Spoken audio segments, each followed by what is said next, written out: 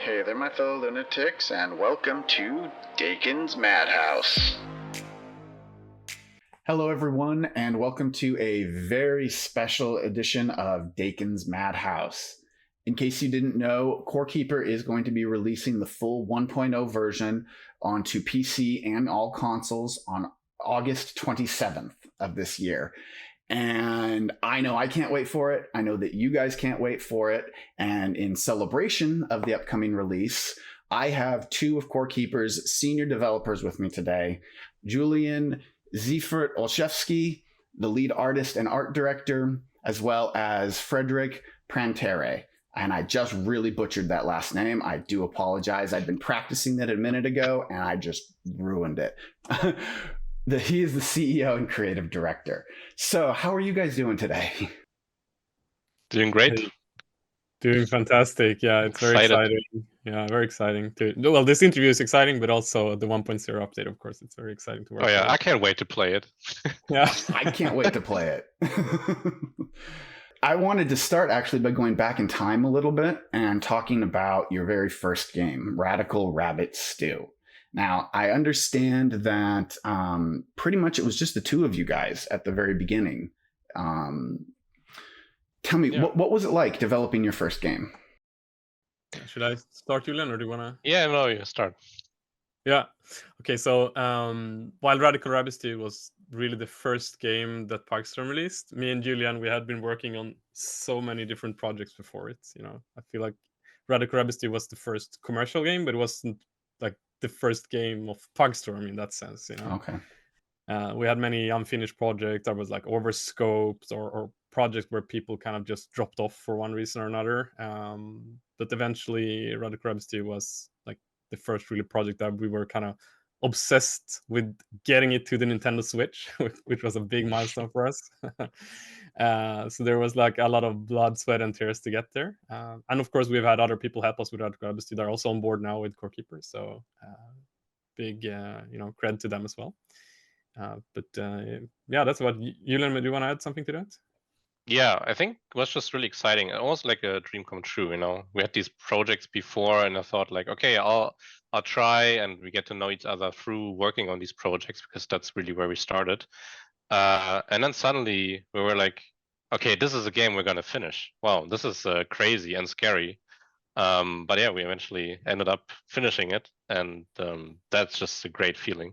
Are there what kind of lessons do you think you learned from Radical Rabbit Stew that kind of helped shape Corekeeper? It's not necessarily that helped shape Corekeeper, but just to drive home the point that it is incredibly hard to finish a game. Like sure. Ever since we finished Radical Rabbit Stew, I have a really newfound respect for everyone who can put a game out on Steam. Doesn't matter how bad it is or if it doesn't sell, like they finished the game. And that is insanely hard, and most people don't realize this. And then of all the finished game, you need to be, in the upper 5% to make this game actually profitable. Right. These are the rising stars on Steam, and this is really like there's so much behind it that you just don't realize if you never worked in gaming. So that was definitely something that I understood, and obviously, then there are some things like don't overscope. So that is something that we, I think, used for Corekeeper. We started small with really simple things that were fun, and then started iterating on it. But I think Frederick can go more into this. Oh yeah, I think there's so many things we learned. I think what Julian just said just hits the nail. There's one other thing that I would highlight is that something we learned is that we're not just really building a game when we're making a game. We are really building a framework, a company, a code base, a work culture. We're building friendships, relationships, a way of working, the community. There's so many things to making a game, and all of them kind of need to play together for it to become really, really good. And I feel like we learned that through a lot of mistakes on the way to Corekeeper. I think Corekeeper is really where everything just came together in like an extremely nice way. And every project we did, it just got better and better and better. Like a lot of small steps, basically. Speaking of, like you said, it includes community, involves others, and I know that sometimes that takes more than just the resources that Pugstorm can provide, which actually kind of segues me nicely into my next question. which talks about how this Corekeeper will be your second game published with Fireshine. And they helped with Radical Rabbit Stew as well. And I was just wondering, what exactly is it that draws you or drew you guys to Fireshine as a publisher? We were basically looking for a publisher when we did Radical Rabbit Stew, because we knew how to develop a game, but we knew nothing about, okay, how do we sell it? How do we distribute it? How do we market it? Like, we knew nothing about that, right? So we were looking for a publisher.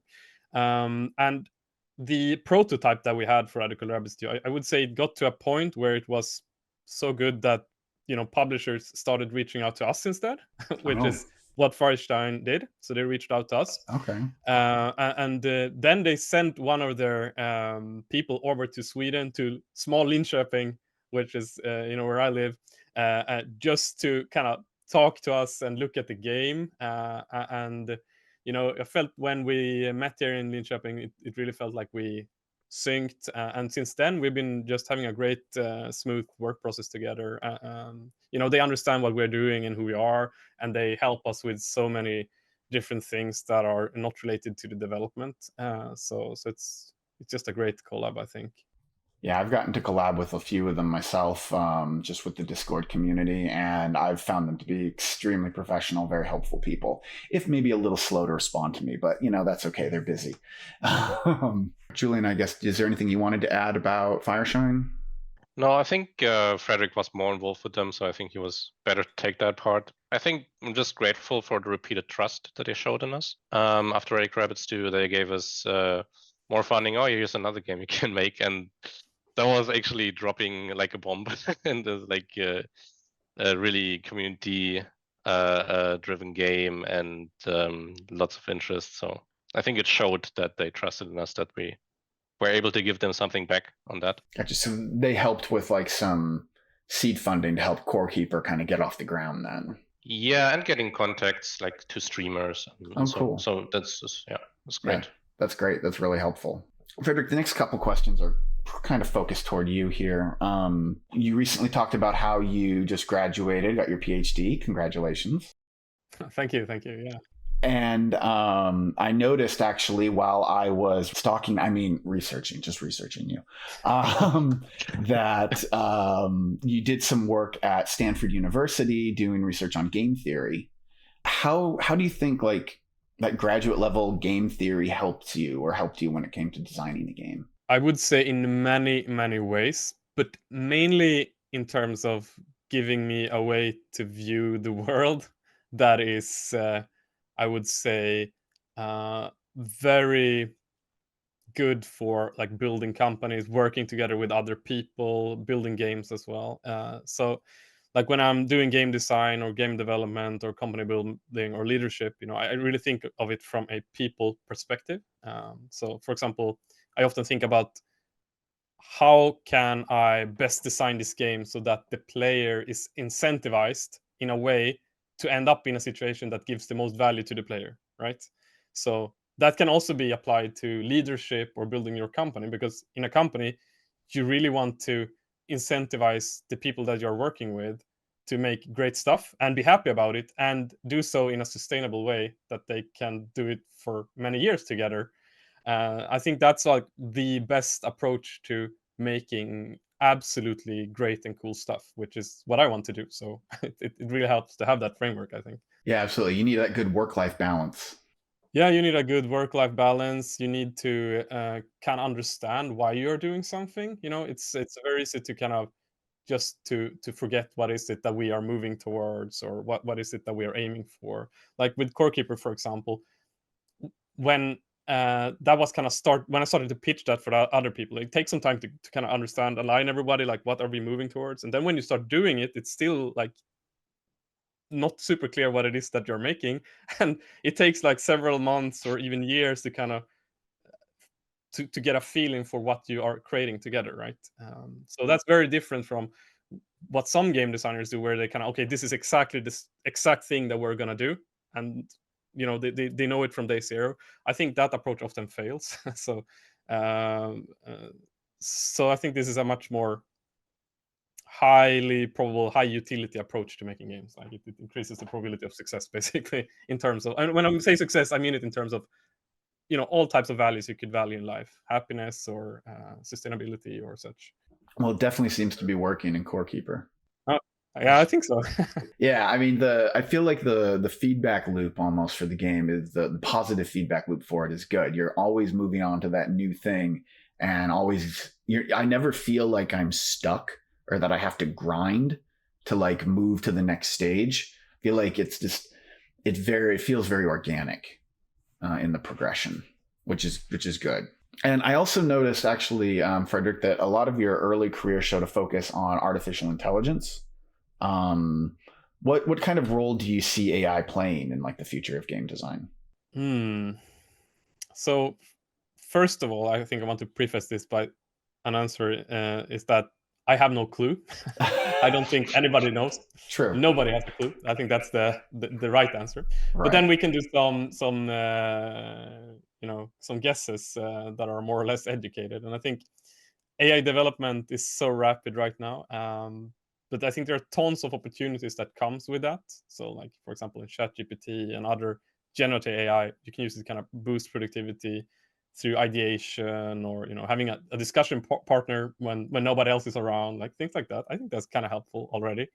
But I think it will also eventually be used to generate content as well. Like, for example, you can think about procedurally generated worlds that are based on more generative models than the kind of stuff we're using now, which is just based on noise and hand-coded algorithms to kind of adjust that in various ways. So I think that will change or shift gradually. Having an NPC that can actually react to any kind of command or comment that I make could be, I feel like, groundbreaking in a game. Yes, I think that will absolutely come, like context-based AI that can understand what's going on in a much larger degree. Absolutely. There's so much to come, but it's very hard to see which things are going to come first and which things are going to like take off and which things are actually interesting and fun and so on. So, but it's very exciting. I'm looking forward to seeing what it can do personally. I mean, there's always the concern about what AI can take away. I feel like that's common in media, like, oh, AI's taking our jobs, AI's, ruining this and this. But there's also that focus of what AI can bring, rather than what it can take away. Because technology always takes something away, but also brings other things to the table as well. Speaking of actual change in technologies, Frederick, you did mention actually in Discord once that Corekeeper utilizes ray tracing natively, even without an RTX graphics card. Can you tell us a little bit more about any of that under the hood kind of details? Maybe help explain to new players why Corekeeper is much more than just a 2D pixel game, essentially. Oh yeah, there's so many things to this, but in essence, the game is rendered in 3D and then projected to 2D pixel art. Basically, we do pixel art and render it in 3D and then project it back to pixel art 2D. This means we can do a lot of lighting algorithms and shadows and all kind of cool stuff that is not really possible in a typical 2D game. But then we have a bunch of other cool stuff on top of that. So for example, we render at a very low resolution, 480 times 270 pixels, which if you look at like a AAA game or this kind, they render at a much, much higher resolution. And this means we can actually use rendering algorithms that are not possible to be run in real time in like a AAA game or something like that. And we can do that, like, because we have such a low resolution. So we can use path tracing and these algorithms even without an RTX card and get it to a real-time performance level. And other really cool, shader stuff. And for 1.0, actually, we're going to drop the path tracing and we're going to upgrade the pipeline even further with some really state-of-the-art algorithms. So that's also an exciting part. Hopefully, that will both improve the performance and the visual quality. We really like it in our PlayStations now. It looks fantastic. It really pops. So we're very happy about it. But it's going to be exciting to get you guys to experience it as well. Yeah, I can't wait to experience it. Okay, yeah. Yeah, there's a lot of under the hood stuff, a lot of great advancements. And I think that one of the things I get comparisons constantly to Terraria. I don't think even those kinds of games do some of the lighting stuff that you guys do. You've really kind of like are pushing the envelope of what you can do in real time.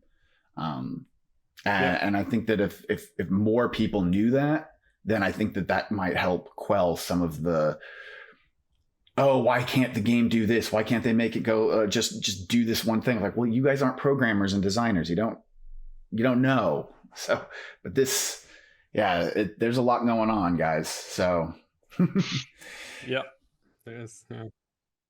Actually, Julian, one question for you when it comes to like games that helped to inspire you when you were designing this, like the story mode or any of the art for Core Keeper. Is there any games or even artwork or styles that helped to influence you in your development?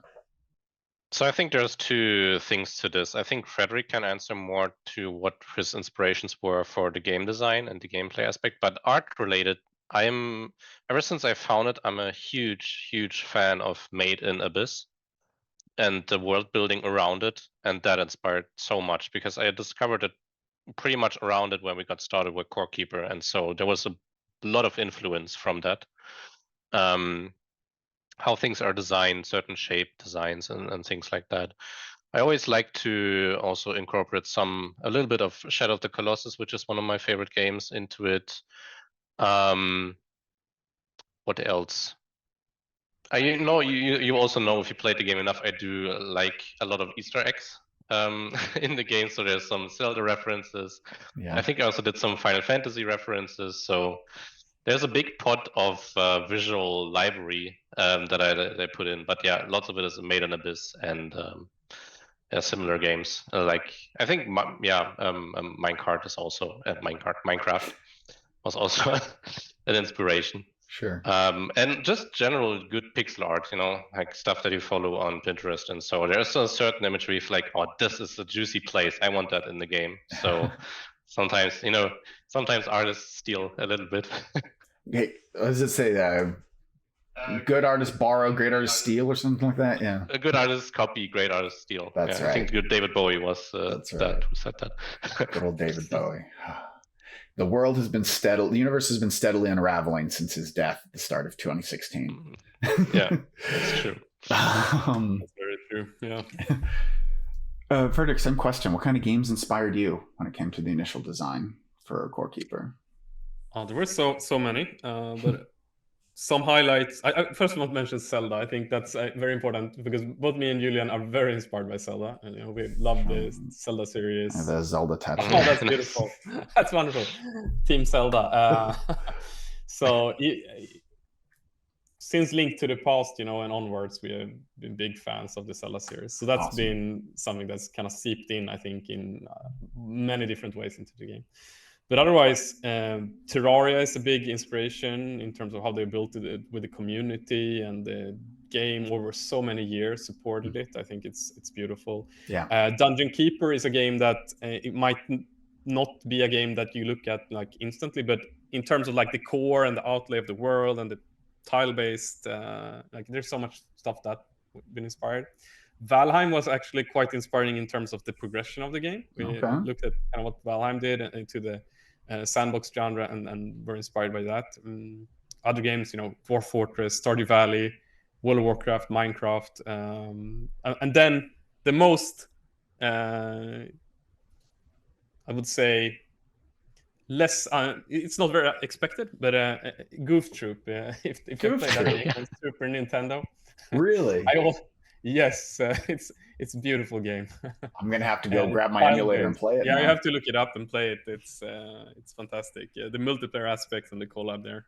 Radical Rabbids was even more inspired by Goof Troop, I would say. But Core Keeper has some of that idea. I heard that name in every second sentence when we worked on Radical Rabbids too. It's just like, let's do it like Goof Troop. Okay, I get it. Yeah, now I'm absolutely gonna have to go. I do have an SNES emulator, so I am gonna have to now go grab the game and try it out. I don't think I ever played, because Goof Troop, I was that came out in the 90s. Yeah, 90s. Yeah, and I was a You teenager need to then, play it so with someone. Play it in co-op. You need to be 2 people. Otherwise, it's the single player is not so fun. okay, cool. I'll grab my wife. We'll both play it together. Perfect. That's perfect. So throughout development, you guys have been very community driven. I've personally seen firsthand how you guys take feedback from the community and kind of implement it into the game. Do you have any favorite idea that came from the community that you guys went, wow, why didn't we think of that? Julian, do you want to start or? Yeah, either one of you. So I think generally there are a lot of good ideas there. Many ideas that people mention is something we have in our backlog, but the good thing is that if the community mentions them, we know, okay, there's an actual demand. Maybe we should push this up in our priorities. Sure. If there's a big demand, it's kind of like a confirmation of the ideas that we have. Some of them really silly, that we see, okay, other people are thinking of that as well. So maybe let's do that. It's hard to pinpoint out very specific ones, I think.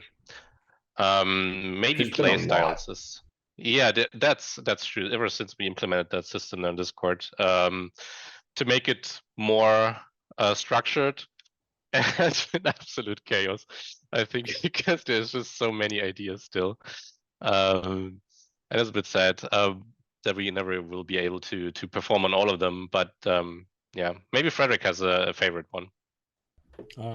I will say I read through all of them. Like I still do that, but I don't reply to all of them because of time problems. Sure. But I would have liked to.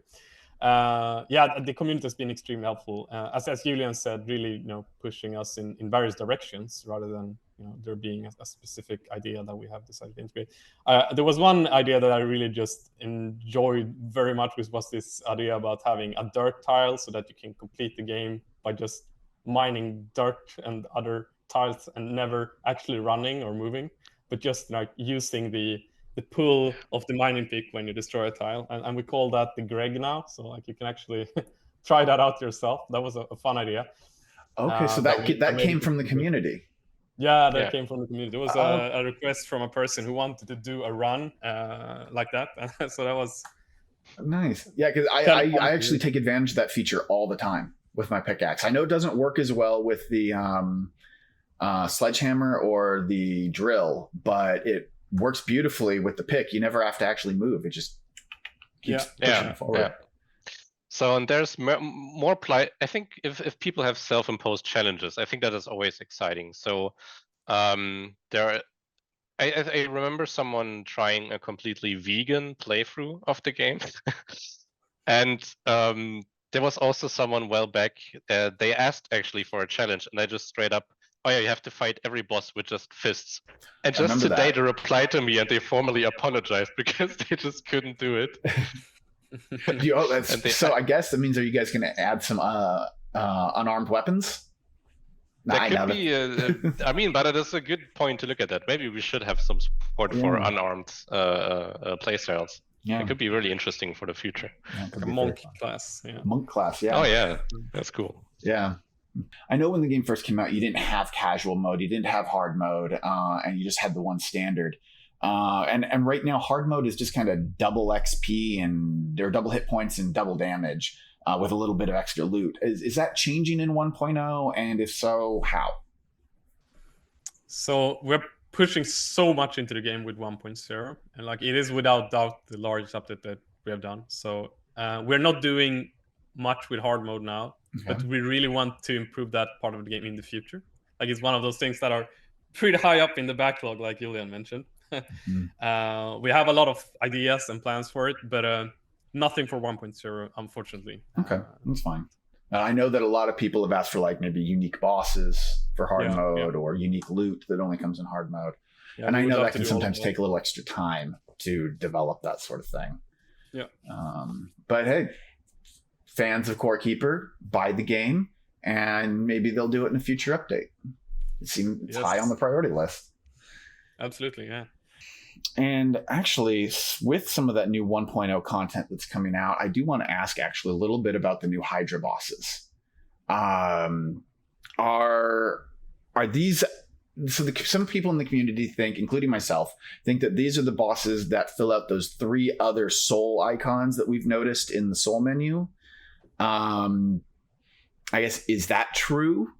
And then additionally, can you guys tell me a little bit about how each Hydra boss maybe differs from the other? Julian, you want to take that one? So I would say what makes these bosses exciting at the current moment is not knowing that. So I'm not sure how much we want to dive into explain that. So they will definitely be different, and you need to really prepare, I would say, for every of these fights. But what your reward is for these and how that ties into the whole grand scheme of finishing the game, I think we can wait just a little bit more until the full release. Because players will be really eager to jump into them, and then they will find out those things. I hope that is okay. Sure. I guess my biggest concern when it came to the Hydra bosses was in the trailer, you really only see the bosses scream, and you see both of the bosses you showed do that. And then they shoot a beam energy, which again, both of them seem to be shooting that same beam energy. And knowing that they have some unique attacks, definitely there was a concern. It's like, oh, are these just carbon copies of each other, or is each one unique in some way? They are unique, and definitely in a way, and there will be a couple of surprises, I think, that come with these boss fights. So great, that's perfect. That's good to know. One thing I actually wanted to go back a little bit and talk about Corekeeper's artistic inspiration. Specifically, I'll pull all this up so that I get the right names. Julian, we have some artwork that I found on your ArtStation. Yes, that one. That's the relevant one. Yes, the relevant one. The first one is called Sanctuary Entrance. For people who can see, I'm pulling this up on the screen now for Sanctuary Essence. It has very much an Azios's Wilderness kind of vibe to it. Is this like a maybe early concept or something that helped inspire some stuff for Corekeeper? So the image that I drew there, that was something that I did just to get better at art, and it was also tied into kind of a dream game project thing that are going on at the time. I drew a lot of pictures for that and illustrations that are equally detailed.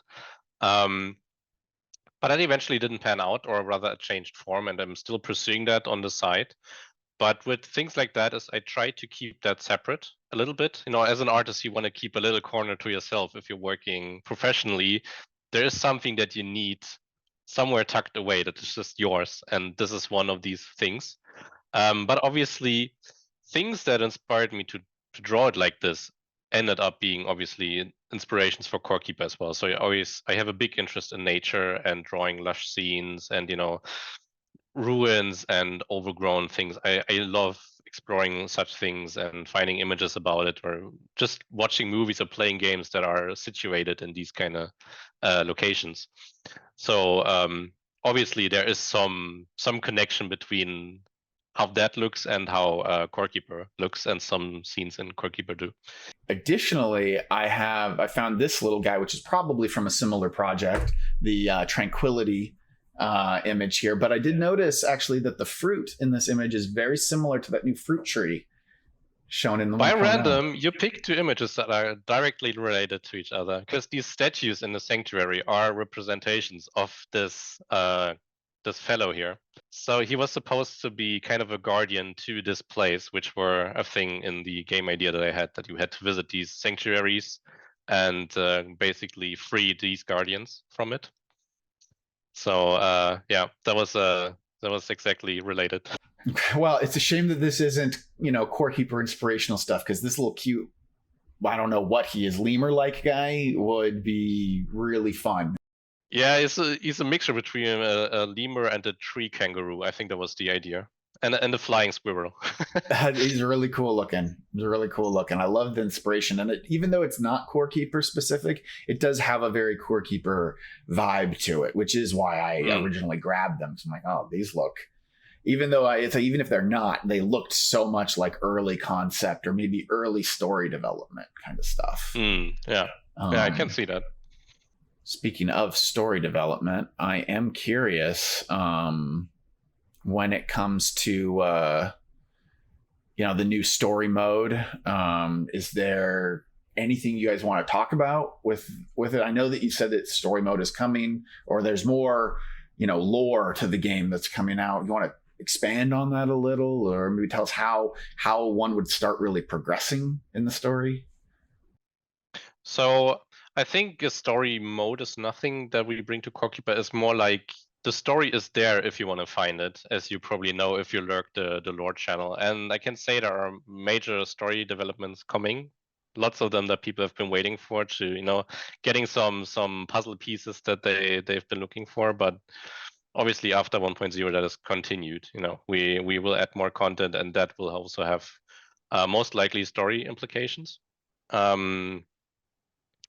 But people will be very happy with the lore that is coming, I think, with 1.0. So like, does the core talk to us more, or maybe? You'll have to wait and see. Yeah. All right. Yeah. All right.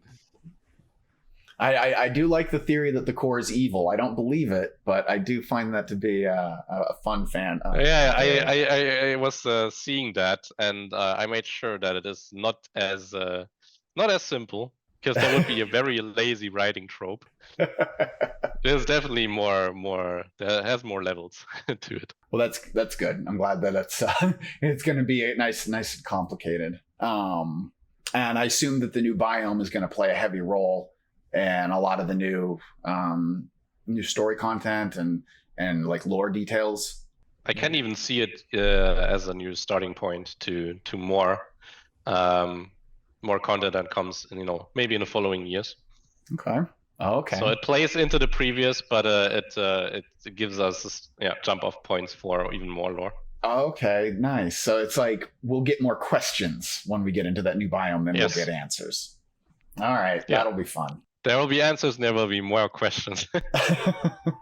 I'm looking forward to asking them. Actually, speaking of the new world and the new biome stuff, with this new world generation that you guys have added, and kind of just changed the whole way that world generation is done. I assume it's no longer the chunk grid that we used to have before, where scenes grow each chunk. It's now more seed based. Can you guys expand on that a little? Help me understand a little of how spawning might have changed, because that's going to affect my mob farms, and how what this does for like progression or game balance. I did notice that there were some in the pictures, there were scenes where like the dirt biome was mixing with the lava biome, and I was like, how do you balance when sometimes that can happen, or do you even try? Yeah, so I think we should mention here that one of the things we're including in 1.0 is that you can actually customize the parameters for the world generation, right? So if you just leave all the parameters at the default value, we have carefully balanced and tweaked those so that the game experience has a very nice progression. I would say it's much improved on what we have right now, actually, in many different ways. But then you have the parameters, and then you can tweak it and make it completely crazy. And I will admit, we haven't playtested all of them, so there will be parameters that you can set to extreme levels that will make the experience extreme as well. And in such cases, we have not balanced the progression at all. It might be completely broken. That sounds fun. But that can create some fun challenges too. Yeah, Yes. some fun challenges. But with the default values and a lot of the different settings, it's absolutely like reasonable and has a really nice feel to it when you progress in the game. It can make the game feel completely different. Like, for example, if you change Yes. how much water there is in the game, or changing ore or other things. Like there's a lot of settings to play with. Yeah, even for us developers, that made it feel completely new. We've seen the games for thousands of hours throughout the years that we worked on it, and when I just recently got to try it out, that world generation, it was like, oh wow, this is crazy. Like, these biomes feel so different. Like the Sunken Sea, I managed to do something where it felt like an archipelago, like, really small islands, but they're semi-connected, and that felt really exciting discovering that. That was really cool. And again, how does that mess with like is the spawn cell system still the same for mob spawns? Like, has mob spawning been changed as a result of the change to the world generation, or is that more of a David question? Yeah, it's more of a David and Max question, but it works mostly the same, but it's balanced differently, and there are some new stuff to it as well, but mostly the same. Yeah, unfortunately, I don't have Zero Gravitas around anymore to go into the game code and tell me all those details because I can't program at all. yeah, we miss Zero for sure. I know, Yeah, I miss that's true. Zero. Great community member. Yeah, he's had health problems, unfortunately, and hasn't been able to be very active. I miss him too. He's a really cool guy. Yeah. I hope he gets better quickly. Oh yes, definitely. Yeah. Really, at this point, I guess I just have to ask: is there anything specific you guys want to talk about, or any kind of teases, or promotions, or something you want to mention that's upcoming, or anything really about 1.0 that you're excited to talk about? There are so many things that we haven't shown in the trailer where it's really hard to shut up about it. What I can tease is that people that like to paint things will be happy about some things that are coming. So I do. That's like something I can tease. That is not the break-in the marketability of the game. More paintable objects would be awesome. Or more colors, more objects, more colors, or both. Any of that would be awesome. I love it. It'd be good to analyze the trailer once more. I did notice that a couple of the actually Mystery just posted a video today, I think, that she goes into a long dive on the trailer, and she noticed a couple of color differences that I actually had missed. Like a few of the colors have been sharpened, redone a little bit, I've noticed. And I think there's at least one new color that she pointed out somewhere in there. Like a peach kind of color or something. Interesting.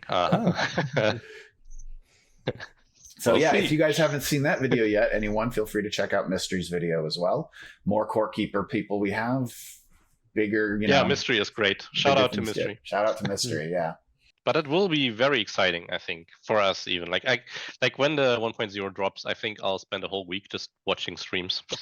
I have taken a few days off of work so that I can focus on doing some streams. I have a problem. My internet kind of sucks. So sometimes streaming can get problematic. There's not a lot of competition for internet providers in my area. So, internet is kind of a bit sad. Sucks, there will be a lot of juicy content, I think, coming in, and also seeing what the experience is for PlayStation and Switch players and Xbox.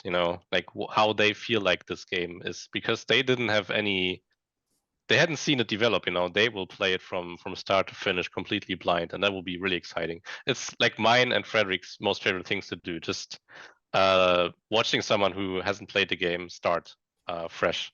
Yeah, it's really exciting. I know Crossplay's not coming on release. You guys have already said that. But so my theory has been this, and I just want to see if there's any truth to this or not. I've been theorizing that you guys are waiting to see which console is most popular before determining how to move forward with potential crossplay options. Is crossplay maybe on the table somewhere down the line after 1.0, or is it just a really low priority right now? Right now, it's a really low priority because we're just so focused on the main game and the stability for all the different platforms in terms of multiplayer and all that. There's so many things to consider, especially on the Switch. It's really a very different platform to develop for when it comes to both like multiplayer performance and all that. So there's just so many things we need to get right. So that's really the main reason that there's so much other stuff that we are, just putting higher up on our backlog, basically. We don't have a plan to add crossplay right now, but I mean that could absolutely change in the future. I think what happens with 1.0 absolutely could affect how we prioritize things about this as well. All right. Well, I hope everyone enjoyed this interview with Frederick and Julian as much as I have. And Corekeeper is releasing to the full 1.0 version on PC and all consoles on August 27th of this year. If you want to watch the full unedited version of this interview, please check out my Patreon page and be sure to hit that like button and subscribe for any future content. Until next time, stay crazy.